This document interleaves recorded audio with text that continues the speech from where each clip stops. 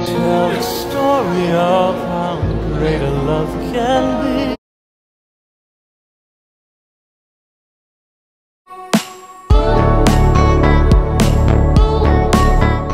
Kahapon ng umaga, emotional na inihatid ni Rufa Gutierrez ang kanyang dalawang anak na sina Venice at Lorin sa airport para sa flight papunta sa Istanbul, kung saan nakatira ang kanilang father na si Yilmaz. Ang kapatid rin ni Venice at Lorin sa ama ay finally nakasama na rin nila.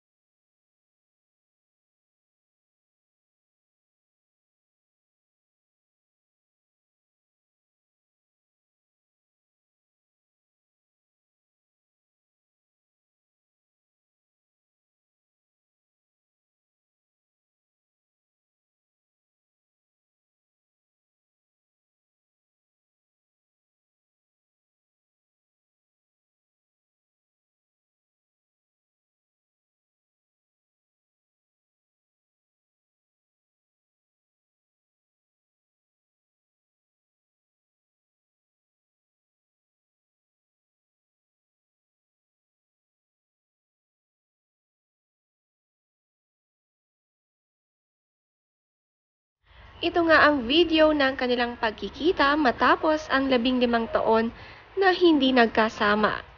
Looking forward daw talaga at excited sina Venice at Lorin na makita muli ang kanilang ama na matagal hindi nakita. At in time para sa Father's Day celebration ngayong June 19. Ang yakap ng magkapatid sa kanilang ama na si Yilmaz ay sobrang higpit at talagang na-miss nila ito.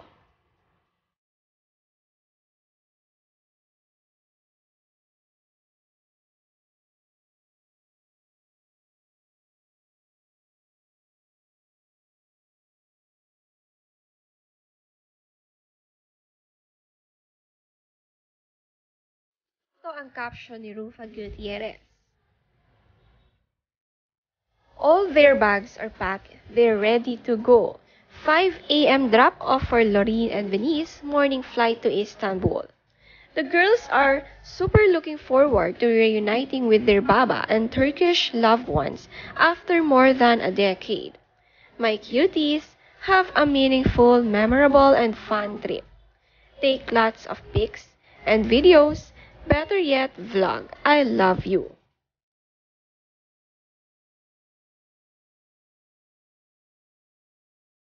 Palagi nga ina-update ng magkapatid ang kanilang mami Rufa kung ano na ang kanilang ginagawa at kamusta na ang kanilang pagkikita sa Turkey.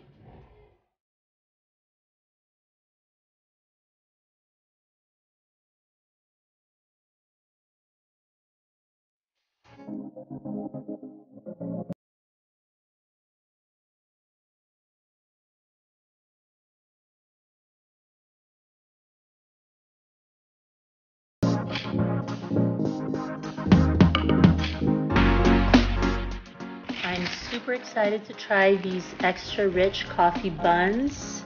Follow them on Facebook, Instagram, and TikTok. Thank you so much, Harleen Bebs Bautista. Let me try. Hi, Nala. You want to try? Nala wants to eat my coffee buns. Naiwan nga si Rufa dito sa Pilipinas at hindi nakasama dahil ito ay may trabaho na ginagampanan sa It's Showtime. Kaya nang hihingi lang siya ng update sa kanyang mga anak.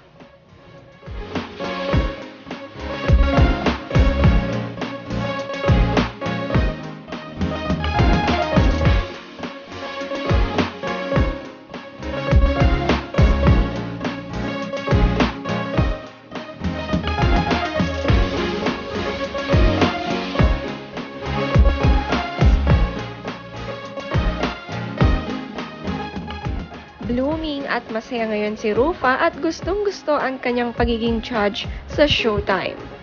Ang mga outfit kada siya'y papasok sa trabaho, palagi niya itong pinapakita sa kanyang social media.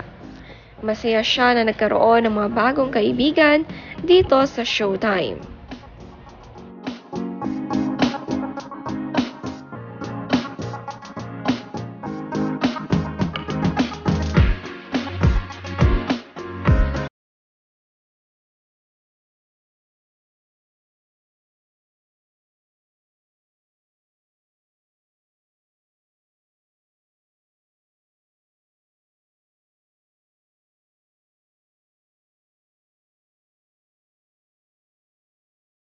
Close na close niya si Kylie Verzosa na co-judge niya sa Showtime.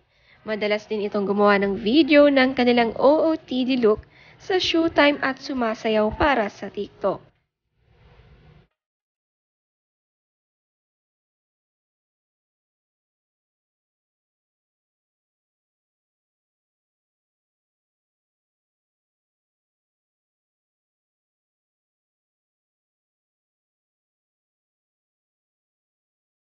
Feel na feel ang kabataan ni Rufa at ngayong good terms sila ng kanyang ex-husband ay masaya ito na nagkasama ng muli sila ng kanilang mga anak.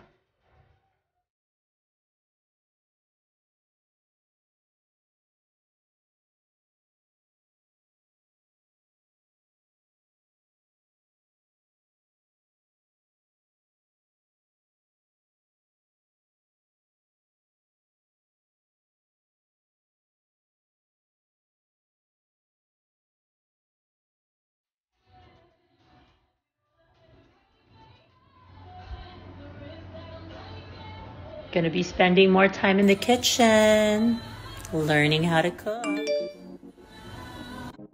Sa ngayon nga, cooking muna ang nawilihan ni Rufa at bumili ito ng mga bago